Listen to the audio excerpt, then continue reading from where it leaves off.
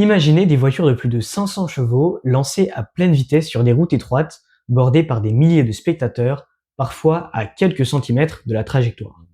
Cela paraît impensable aujourd'hui, mais c'est pourtant la réalité du rallye et du groupe B dans les années 1980. Considérée par certains comme l'âge d'or du rallye, cette catégorie en est aussi la plus dangereuse. Voici pourquoi.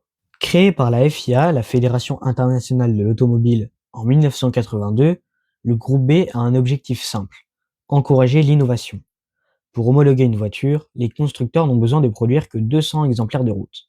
Les contraintes techniques sont limitées, ce qui laisse une grande liberté aux ingénieurs. Très vite, les constructeurs se lancent dans une véritable course à la puissance. Audi impose sa transmission intégrale avec la Quattro, Peugeot répond avec la 205 Turbo 16, Lancia développe la redoutable Delta S4. Ford, Austin Rover et d'autres suivent le mouvement. En quelques années seulement, ces voitures atteignent des niveaux de performance jamais vus en rallye.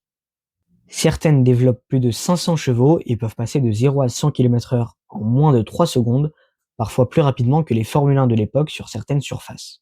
Mais la sécurité, elle, ne progresse pas au même rythme. Les routes restent étroites, les protections sont limitées et les spectateurs se massent au plus près des voitures pour profiter du spectacle.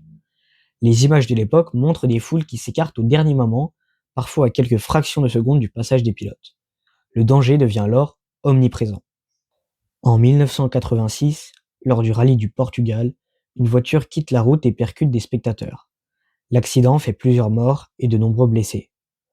Quelques mois plus tard, lors du Tour de Corse, Henri Toivonen et son copilote Sergio Cresto perdent la vie dans l'accident de leur Lancia Delta S4.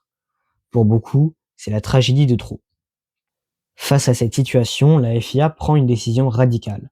Le groupe B sera supprimé à la fin de l'année 1986. Après seulement 4 années d'existence, la catégorie la plus spectaculaire du rallye disparaît. Pourtant, son héritage est immense. Aujourd'hui encore, les Audi Quattro, Peugeot 205 T16 ou Lancia Delta S4 figurent parmi les voitures de rallye les plus mythiques jamais construites. Près de 40 ans après sa disparition, le groupe B continue de fasciner les passionnés d'automobile.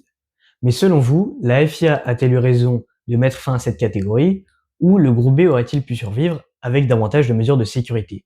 Dites-le moi dans les commentaires, je serai curieux de lire vos avis.